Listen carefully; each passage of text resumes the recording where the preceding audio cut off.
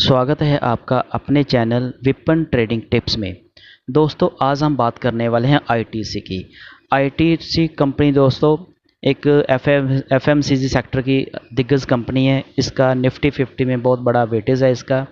तो आज इसके Q4 के फोर्थ क्वार्टर के रिज़ल्ट अनाउंस हुए थे। तो कंपनी ने अपने फोर्थ क्वार्टर का रिज़ल्ट अनाउंस किया और साथ में ही कंपनी ने 9 रुपये का डिविडेंड भी कंपनी ने अनाउंस दिया। ये कंपनी 9 रुपये का डिविडेंड दे रही है। तो 9 रुपये का डिविडेंड शेयर का जो आज का प्राइस है वो है 444 रुपये। 444 के ऊपर कंपनी अगर 9 रुपये का डिविडेंड देती है तो लगभग 2% से बल्कि 2.25% लगभग बन जाता है, 2.25%। तो 2% का कंपनी आपको डिविडेंड दे रही है। तो जो लोग लॉन्ग टर्म में इन्वेस्टर होते हैं, जिन्होंने पहले से शेयर को बाई करके रखा था, उनको इसका बेनिफिट ज़्यादा रहता है। अगर आज की डेट में अगर कोई शेयर बाई करता है, मान लीजिए कि शेयर कंपनी की कोई दिक्कत नहीं है, बहुत ही अच्छी कंपनी है, एफएमसीजी की कंपनी है। इस कंपनी का काम क्या है वो मैं आपको पहले बताऊं।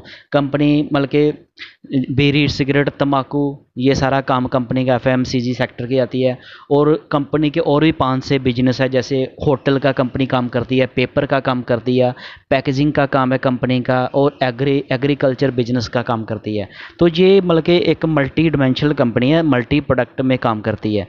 तो कंपनी बहुत अच्छी है। कंपनी के अब मैं आपको बताऊंगा कि कंपनी के रिज़ल्ट कैसे आए हैं, और कंपनी के रिज़ल्ट कैसे आए हैं, और कंपनी 9 रुपये डिविडेंड दे रही है, और आने वाले आगे कंपनी का क्या टारगेट रहेगा, तो कितने टारगेट लिए आप इसको होल्ड कर सकते हैं, सारा मैं आपको बताऊंगा। अगर आप मेरे चैनल पर नए आए हो तो मेरे चैनल को सब्सक्राइब कर लो और बेल आइकॉन को ऑन कर लो, ताकि जब भी मैं कोई नई वीडियो अपलोड करूं तो सबसे पहले आपको मैसेज पहुंचे। और दोस्तों अगर मेरी वीडियो आपको अच्छी लगे तो इसको लाइक करना और शेयर करना, और अपने दोस्तों के साथ भी शेयर करना, और चैनल को सब्सक्राइब करना।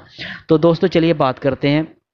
आईटीसी के फोर्थ क्वार्टर के रिजल्ट आए हैं और इसका मैं पूरा आपको कैलकुलेट करके बताऊंगा। कैलकुलेशन ही एक बहुत बड़ी चीज़ होती है। कुछ भी हम काम करें, बिजनेस करें, नौकरी करें, हम कितना पैसा कमाते हैं, कितना उसमें से मतलब कि खर्च करते हैं, और कितना सेविंग करते हैं, और कहाँ पे सेविंग करके हम उसको मतलब इन्वेस्ट करते हैं, और कहाँ पे हमें कितनी रिटर्न मिल रही है। अगर हम ये सारी चीज़ों का हमें एक ध्यान रखना पड़ता है। ऐसे आंखें बंद करके हम कोई भी काम नहीं कर सकते। अगर मान लीजिए कि अगर हम ऐसे ही आंखें बंद करके ही काम कर देते, अपने पैसा जो हमारा जो पैसा हो तो उसको सही तरह से हम सही तरीके से इन्वेस्ट नहीं करते, तो हम जो इन्फ्लेशन है उसका हम मुकाबला नहीं कर सकते। फॉर एग्जांपल है कि मैं आपको एक छोटी सी एग्जांपल देता हूँ वीडियो स्टार्ट करने से पहले, फिर वीडियो के एंड तक बने रहे। मान लीजिए कि कोई कुछ लोग ऐसे होते हैं जो बोलते हैं भी उनका, वो बोलते हैं हमें ना किसी पे विश्वास ही नहीं है, वो विश्वास ही नहीं करते किसी पे, ना उनका पोस्ट ऑफिस पे विश्वास होता है, ना उनका बैंक पे विश्वास होता है। वो बोलते हैं कि जो पैसा हमारे पास, हम अपने पास ही पैसा रख के, वो अपने पास ही पैसा रख के खुश रहते हैं। तो दोस्तों मैं अभी आपको बताता हूँ एक एग्जांपल के साथ। मान लीजिए एक बंदा है, उसकी आज एज मान लीजिए कि उसकी 50 ईयर एज है, ठीक है। तो 50 ईयर की एज में आज बंदे की 50 ईयर एज है, तो उसको मान लीजिए कि उसका अभी वो मतलब कि उसकी पता नहीं होता लाइफ कब है कब नहीं। तो मान लीजिए कि उसका एक 50,000 रुपये का, किसी भी आदमी का 50,000 रुपये का मंथ का खर्चा होता है, घर चलाने के 50,000 का खर्चा चाहिए, ठीक है। तो वो बंदा क्या करता है कि 50,000 का खर्चा मान लीजिए, तो एक साल का कितना हो गया, 3 लाख हो गया, 6 लाख हो गया, सॉरी 6 लाख हो गया एक साल का, ठीक है। तो 6 लाख अगर उसका एक साल का हो गया, तो मान लीजिए कि वो 60 साल के हिसाब से उसको कैलकुलेट करे, तो 10 साल में कितना हो गया उसका, 60 लाख रुपया, ठीक है। तो वो बंदा क्या करता है, उसको ना विश्वास नहीं आता किसी भी बैंक पर, तो वो अपने 10 साल का जितना भी पैसा होता है ना, उसको अलग अलग की थैलियों में बांध कर, एक जैसे आप कोई रुमाल ले लीजिए, जहाँ कोई आप एक पॉकेट रख लीजिए, आप चाहे कोई बॉक्स रख लीजिए, कि वो सोचता है कि मैं हर एक बॉक्स में वो मतलब कि 10 साल के कितने हो गए, 120 मंथ हो गए। तो 120 मंथ वो 50-50 हज़ार के ऐसे बांध के ना, किसी कपड़े में, चाहे एग्जाम्पल के लिए बता रहा हूँ, एक कपड़े में 120 मंथ के लिए वो 50-50 हज़ार क्या की गठियाँ बांध के रख लेता है। किस लिए कि आज मुझे नेक्स्ट मंथ भी मैंने वहाँ से 50,000 रुपया निकालना, तो मैंने उसका घर का जो भी खर्चा जो भी चल रहा है, दारू दवाई दारू घर में जो भी कुछ भी आता है सारा एक्सपेंस उसका 50,000 है, एग्जाम्पल की बात कर रहे हैं। तो वो आदमी किसी पे विश्वास नहीं करता, वो अपने घर में पैसा रख लेता है। ठीक है, तो क्या होता है, जैसे वो फर्स्ट मंथ 1 तारीख जैसे मंथ स्टार्ट होता है, जैसे दूध का बिल आ गया, राशन का बिल आ गया, बिजली का बिल आ गया, उन मेडिसिन भी की भी ज़रूरत होती है घर में, और कोई फंक्शन आ जाता है, कोई फैमिली फंक्शन, सारा कुछ मिला के हम बात करें तो क्या होता है कि जैसे वो 1 महीने में वो 50,000 का वहाँ से एक थैली उठाएगा, तो 50,000 रुपया उसने खर्चा कर लिया, तो वो क्या बड़े आराम से खुश रहेगा। नेक्स्ट मंथ फिर ऐसा चलेगा। फिर दोस्तों करते करते जैसे ये 5 महीने बीत जाएंगे ना, तो जैसे 5 महीने बीतेंगे तो उसका जो 50,000 रुपया उसने खर्चा किया था ना, अब वो 25 को ही ख़त्म हो जाएगा उसका राशन। उसका राशन या उसका जो खर्चा था ना, वो मान 25 चाहे 26-7 की बात कर लो, मतलब कि आपके भी थोड़ा सा महीने में से 3-4 दिन उसके कम पड़ जाएंगे। मतलब पैसा पहले ही आपका जो राशन ज़्यादा कुछ होगा वो ख़त्म हो जाएगा। तो उसको क्या करना पड़ेगा, जो 5 दिन आगे महीने के बच जाते हैं ना, मान लीजिए वो 25 को पैसा ख़त्म हो गया, तो फिर उसमें से उसको जो दूसरी थैली है ना, जो आपने उसने दूसरा पॉकेट रखा, उसमें से उसको थोड़ा सा पैसा निकालना पड़ेगा। ठीक है, ऐसे करता निकालता रहेगा। फिर 1 साल आएगा, जैसे उसको लगेगा कि जैसे वो आज दूध मान लीजिए 40 रुपये का लीटर आता है, फिर 50 का हो जाएगा 6 महीने साल के बाद या 1.5 साल के बाद। तो उसको वो देखेगा करते करते उसका जो 50,000 का खर्चा था ना, वो उसका 60-70 हज़ार रुपये पहुँच जाएगा। तो वो क्या करेगा, एक तो पहले उसने एक पॉकेट ख़त्म कर ली, स्टार्टिंग में निकाली, तो वो अब उसका 60-70 हज़ार हो रहा है। फिर वो दूसरी पॉकेट से पैसा निकालेगा, तो वो जो इतना पैसा वो कहाँ जा रहा है उसका, वो उसका पैसा जो इन्फ्लेशन होती है ना, महंगाई, वहाँ पे जा रहा है। तो हम जो पैसा, एग्जाम्पल से आप सारा समझिए, अगर हम पैसा अपने घर में रखेंगे ना, तो हमें एक बैंक में रख के जो हमने एक इन्फ्लेशन से बचना होता है, तो हमारा पैसा वैसे ही नेगेटिव में चला जाता है। हमने समझ लिए कि बैठे बैठे इन्फ्लेशन की जो रेट 6% 7% आती है जितनी भी, उसको भी आप लगभग 1.5 गुना कर लीजिए। अगर 6% इन्फ्लेशन होगी तो आप 9-10% का लॉस करोगे अपने पास पैसा रख के। एग्जाम्पल से आप समझ गए होंगे। ठीक है, तो इस तरह से हमने अपने पैसे को इन्वेस्ट करना होता है। और कहाँ पे इन्वेस्ट करना होता है, हमने सारा कैलकुलेट करके देखना हमें कहाँ पे अच्छी रिटर्न मिल रही है, चाहे वो बैंक हो, बैंक की एफडी हो, पोस्ट ऑफिस की हो, एमआईसी हो, एसडब्ल्यूपी हो, या एसआईपी में हमने इन्वेस्ट करना, कहीं पे भी करना हो, चाहे शेयर डायरेक्ट हम किसी शेयर में इन्वेस्ट कर दें, तो ये सारा हमने आंखें खोल के देख के समझ के ही करना होता है, ऐसे नहीं करना होता। तो आज मैं अब इस वीडियो में आपको बताऊंगा कि अगर मान लीजिए कि आपके पास 1 लाख रुपया था, 1 लाख रुपया, ये 1 लाख रुपए की एग्जाम्पल से बात कर रहे हैं। मान लीजिए आपके पास 50,000 था, आप उसको कैलकुलेट कर लीजिए, 25,000 आता आप उससे कैलकुलेट कर ले, 10,000। अगर मान लीजिए कि आईटीसी कंपनी में जब से ये कंपनी लिस्ट हुई है, ठीक है, ये कंपनी लिस्ट हुई थी 1999 में, ठीक है, 1999 में, तो तब शेयर का प्राइस क्या था और अब क्या। और तब आपने अगर 1 लाख की एग्जाम्पल के आप अपने हिसाब से उसको कैलकुलेट कर लेना, चाहे 10,000 से कर लेना, चाहे 20,000 से। ठीक है, तो मान लीजिए कि तब आपने 1 लाख रुपया इन्वेस्ट किया होता, तो आपका क्या और अब तक आपका कितना पैसा बनना था, ये आपको मैं अभी कैलकुलेट करके बताता हूँ। दोस्तों अभी अभी बात कर रहे हैं, ये देखिए, जब मान लीजिए कि आपने इसका, अभी मैं आपको ना इसके चार्ट पे लेकर जाता हूँ, वहाँ हम इसके आईटीसी के लाइव चार्ट पे आ गए हैं। ठीक है, तो दोस्तों अब हम इसकी बात करते हैं कि जब ये कंपनी लिस्ट हुई थी तो इसका शेयर प्राइस क्या था। ये देखिए, जब ये कंपनी लिस्ट हुई थी ना 1999 में, तो इसका 16 रुपये 94 पैसे पे ये इसका रेट है। ठीक है, ये आप देख रहे हैं ना यहाँ पे 16 रुपये, ये देखिए 16 रुपये 94 पैसे, और डेट कौन सी है, 1 जनवरी 1999, 1999। ठीक है, बिल्कुल क्लियर है। तो अभी आप इसको कैलकुलेट करिए। कैलकुलेट कैसे करिए कि मान लीजिए कि आपने तब 1 लाख रुपया इन्वेस्ट किया होता, ठीक है, तब आपने 1 लाख रुपया इन्वेस्ट किया, तो 1 लाख जब आप इन्वेस्ट करोगे तो इसको डिवाइड कर देंगे किससे, ये 16 रुपये, इसको मैंने 17 ले लिया राउंड फिगर, 17 रुपये का एक शेयर था। तो आपको शेयर की क्वांटिटी कितनी मिली, आपको शेयर की क्वांटिटी मिली 5,882। आप करोगे कैलकुलेट, सामने इतना ही आएगा। ठीक है, इतनी आपको क्वांटिटी मिलेगी। और अब कितना रेट इसका, आज इसका कितना रेट है, 444, इसका 444 रेट है। 444 और अब इसको मल्टीप्लाई, जो हमारे पास कितने शेयर थे 5882। दोस्तों सामने कैलकुलेशन है, हर कोई कर सकता है, लेकिन कई बार हम काम शेयर मार्केट में काम करते हैं, हमारा ध्यान ही नहीं जाता। और जब हम ये चीज़ कैलकुलेट कर लेते हैं ना, समझ लेते हैं ना, फिर हम देख सकते हैं, हमें समझ आ सकती है, हमें पता लग जाता है इस शेयर में कितना पोटेंशियल है। अगर इसने पहले 1 लाख का इतना पैसा बनाया तो अब आगे भी कितना बना सकता है। ये शेयर नहीं, कोई भी शेयर हो। और क्या होता है जब हम 1 लाख रुपए इन्वेस्ट करते हैं, एक का 1.5 हो जाए 2 हो जाए, हम वहाँ से एग्जिट कर जाते हैं, निकल जाते हैं। चलो वो भी एक अलग बात है, जितनी जिसको जब किसी को ज़रूरत पड़ जाए पैसे की। तो इसको हमने जैसे मल्टीप्लाई किया तो इसकी कितनी वैल्यू आई निकल के 26 लाख। 26,11,608 रुपये इतना बन गया। सामने कैलकुलेशन है जी दोस्तों। अगर किसी ने 1 लाख रुपया इन्वेस्ट किया 1999 में, तो उसका 26 गुना पैसा हो गया, 1 लाख का 26 लाख हो गया। अब इसके बाद एक चीज़ और भी है, उसको भी कैलकुलेट करते हैं। वो क्या है, डिविडेंड। कंपनियां डिविडेंड भी देती हैं हर क्वार्टर, हर मंथ, कभी साल में, हर क्वार्टर में।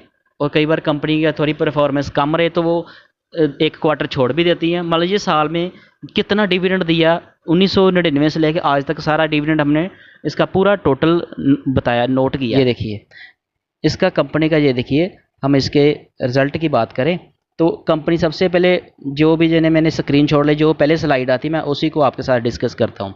जैसे कंपनी के डेट फ्री कंपनी है, कोई लोन ही नहीं कंपनी का, ठीक है। इंटरेस्टेड कवरेज ये देखिए इतनी बढ़ के ये है। एसेट टर्नओवर इसकी इतनी है 0.1, एसेट के ऊपर इसकी कितनी टर्नओवर है 0.88, पहले कितनी थी 2022 में 0.776। इन्वेंट्री टर्नओवर भी बड़ी है इसकी, ठीक है। तो ग्रोथ रेशियो भी बड़ी है, पहले 12 थी, 12.01, अब 19.83 हो गई है। तो 3 ईयर की क्या अगर नेट प्रॉफिट देखें तो वो भी बड़ी है, 11.89 से अब बढ़ के 11.65 हो गई है, ठीक है। ईपीएस ये देखें, इसका जे भी इवैल्यूएशन देखें उसकी, वो भी बड़ी है। नेक्स्ट स्लाइड में देखते हैं, ये देखिए रिवर्स सरप्लस कितना है इसके पास, ठीक है। तो ये देखिए जे भी बढ़ के आया, पहले 59,000 था, अब 67,912 हो गया। करंट लाइबिलिटीज़ कितनी है इसके पास, लाइबिलिटीज़ बहुत है कंपनी के पास, पहले 12,000 समथिंग थी, आज 13,740 हो गई। अदर लाइबिलिटीज़ भी वो भी बढ़ी है, वो थोड़ी कम हुई है, अदर लाइबिलिटीज़ कंपनी की थोड़ी कम हुई है। और टोटल लाइबिलिटीज़ देखें तो वो कंपनी की 77,259 से बढ़कर 85,882 हुई है। और टोटल एसेट क्या है कंपनी के पास, वो देखिए फिक्स एसेट जो कंपनी का वो 26,677 था पहले, अब 27,199 हो गया। करंट एसेट की बात करें तो वो भी 34,000 से बढ़कर 39,670 हो गया। अदर एसेट की बात करें, जो कंपनी के पास और भी एसेट्स होते हैं, वो 16,000 से बढ़ के 19,000 हो गया। टोटल एसेट की टोटल की देखें तो टोटल का अभी आपको देख लिया 77,000 से 85,000 हो गया। तो आगे बात करें इस कंपनी की इनकम स्टेटमेंट की, तो सेल देखिए कंपनी कितनी बड़ी है। सेल चलो इसके ना फ्लैट रिजल्ट ही आए हैं, बल्कि जो ऐसी कंपनी होती है ना, जो एवरेज कंपनी है, ये बहुत ज़्यादा बल्कि उठक पटक वाली कंपनी नहीं, एवरेज कंपनी है। अभी इसने 1 साल में मूव दिखाया, बाकी ये काफ़ी सालों से मतलब कंसोलिडेट ही कर रहा था शेयर। तो ये देखिए इसकी एवरेज, इसकी सेल कितनी आया, रेवेन्यू कितना आया, 17,707 से बढ़ के 17,600, लगभग थोड़ी कम आई है लेकिन इतनी कम नहीं। और इनकम देखिए इसकी थोड़ी बड़ी है, 595 से बढ़ से 609 आई है। टोटल इनकम की बात करें तो वो 18,299 थी, जो अब 18,244, माइनर सी कम है। तो टोटल एक्सपेंस कंपनी का वो भी थोड़ा कम किया कंपनी ने। एबिटा मार्जिन देखें तो वो कंपनी का थोड़ा सा बड़ा है, नहीं बड़ा नहीं, लगभग फ्लैट ही है। तो इंटरेस्ट की बात करें तो वो भी कंपनी का थोड़ा सा बड़ा है। टैक्स की बात करें तो वो थोड़ा कंपनी ने कम किया। नेट प्रॉफिट की बात करें तो थोड़ा सा कंपनी का प्रॉफिट बड़ा ही है, 5,070 से बढ़कर 5225 हुआ। तो इस हिसाब से कंपनी का देखें तो सारा कंपनी ने एक इसका ईपीएस देखें, कंपनी की पर शेयर रेशो देखें तो वो भी बड़ी है, 12 पॉइंट से बढ़ के 1500 ये ईपीएस इसका बड़ा। तो डिल्यूटेड ये सारा बड़ा, बुक वैल्यू बड़ी है कंपनी की, डिविडेंड डील अच्छी है कंपनी की, 11.11 से बढ़ाकर कंपनी ने 13.25% कर दी है। फेस वैल्यू 1 रुपया है कंपनी की। ग्रॉस प्रॉफिट देखें तो वो भी बड़ा कंपनी का थोड़ा सा। तो ऑपरेटिंग मार्जिन वो भी बड़ा थोड़ा। नेट प्रॉफिट मार्जिन देखें तो वो भी बड़ा। कुल मिला के देखा जाए तो कंपनी के जो क्वार्टर के 4 के रिजल्ट है वो एवरेज हैं, तो एवरेज वाली जो कंपनी ये एक दिन से आपको ना तो बहुत ज़्यादा झटका देगी, अगर आप इसमें बाइंग कर भी लोगे ना तो आपको इसमें एवरेज करते रहना, थोड़े थोड़े शेयर बाई करते रहना, तो उसमें आपको कोई दिक्कत नहीं आएगी। तो दोस्तों अभी मैं आपको बताता हूँ वो स्लाइड जिससे हमने इसका डिविडेंड का रिकॉर्ड निकाला था। ये देखिए डिविडेंड इसने जब जहाँ स्टार्ट किया था 2001 में कंपनी ने डिविडेंड देना मतलब के शुरू किया, तो जहाँ पे कोई डिविडेंड नहीं दिया। 2003 में इसने 15 रुपये दिया, फिर 4 में 20 दिया, फिर 31, फिर 2 रुपये 65 पैसे, फिर 3 पे 10 पैसे, फिर 3 रुपये 50 पैसे, फिर 3 रुपये 70 पैसे, फिर 10 रुपये, फिर 4.45, फिर 4.50, फिर 5.25, फिर 6 रुपये दिया, फिर 6 रुपये 25 पैसे दिए 2015 में, और 2016 जहाँ कंपनी ने फिर 11 में दिया 4.5 रुपये, फिर 4.25 दिया, 2.25 दिया, 6 रुपया दिया, 6.25 दिया, 8.50 दिया, 4.75 दिया। ऐसे कर करके हमने जो सारा टोटल मैंने अभी आपको बताया जी 188 इसने डिविडेंड दिया, तो 188 रुपये इसने डिविडेंड दिया। तो अगर आपने 1 लाख का मैंने कैलकुलेट करके आपको बताया, अगर आप उसको आधा कर लेंगे तो आपका 50,000 का 37,000 का आप आधा करोगे तो 36 मतलब कि आपने 50,000 लगाया तो इसका 36 हो जाएगा, लगभग 17 18 18.5, तो 18.5 के हिसाब से आपका समझ लो कि जो 18 लाख वो आपका गेन हो जाएगा, तो आपने इन्वेस्ट किया होगा 50 लाख। ठीक है, इस हिसाब से आप अपनी वो कैलकुलेट कर सकते हैं। तो दोस्तों उम्मीद है कि आपको ये वीडियो मेरी अच्छी लगी होगी, क्योंकि ये मेरी मैं जो भी वीडियो बनाता हूँ इन्फॉर्मेटिव बनाता हूँ। अब आपने इसमें एंट्री करनी, प्रॉफिट भी आपका और लॉस भी आपका, आप पूरा देख के करें। मैंने आपको डिस्क्लेमर ये भी दे दिया अभी ये जो शेयर है ना अच्छा है, कंपनी अच्छी है, लेकिन अपने ये लाइफ टाइम हाई पे ऊपर आ गया। तो जब भी कोई शेयर अपने हाई पे आ जाता है ना, तो उसमें एंट्री करने का एक ये बेस्ट तरीका रहता है कि थोड़ी कम क्वांटिटी बाय करें। अगर शेयर वहाँ से ऊपर और ऊपर चला जाएगा तो आप थोड़े शेयरों में ही मतलब कि थोड़ा प्रॉफिट चाहे कम हो जाए लेकिन लॉस नहीं होना चाहिए। प्रॉफिट चाहे कम हो जाए, लॉस नहीं होना चाहिए। अगर आपने पहले ही 1 लाख रुपये जहाँ 444 के भाव पे सारा शेयर बाई कर लिया, तो अगर शेयर वहाँ से 10% या 5% करेक्ट होगा, तो आपका 5-10% जैसे डाउन आएगा, फिर आपको लगेगा कि हम फंस गए हैं। तो जैसे ही आप उसमें थोड़ी कम मतलब कि क्वान्टिटी बाई करोगे ना, तो आपको फिर इतनी दिक्कत नहीं आएगी। जैसे मान लीजिए कि कोई भी शेयर है ना, जब 100 रुपये का शेयर जब मतलब कि 50% गिर जाता है ना, तो उसका रेट कितना रह जाता है? 50 रुपये। ठीक है, 100 रुपये का रेट जब 50% गिर जाता है, ठीक है, तो उसका कितना रह जाता है? -50% जब गिरता है तो 50 रुपये रेट रह गया। अब इस 50 रुपये को फिर 100 रुपये जाने के लिए 100% जोर लगाना पड़ता है, क्योंकि जब 50 का जब डबल होगा 100% होगा, तो तब जाके जो 100 रुपये होगा। ठीक है, तो ऐसे अगर शेयर जब इतना नीचे आ जाता है ना, तब हमें एवरेज करने का बेनिफिट होता है। नहीं तो हमारा शेयर जब मतलब कि जब शेयर को गिरने के लिए ना एक छोटी सी न्यूज़ चाहिए होती है, छोटी सी बात से शेयर बड़ी स्पीड से गिर सकता है, और बढ़ने के लिए उसको बहुत कुछ चाहिए होता है। ये एक बात होती है। जो शेयर होता है ना, कोई भी शेयर हो कंपनी का, किसी गिरने के लिए तो उसको एक छोटी सी न्यूज़ चाहिए। कोई भी नेगेटिव न्यूज़ कुछ भी आ गया तो शेयर झट से गिर जाएगा। तो उसको जब चढ़ना होता है तो चढ़ने के लिए उसको बहुत कुछ चाहिए होता है।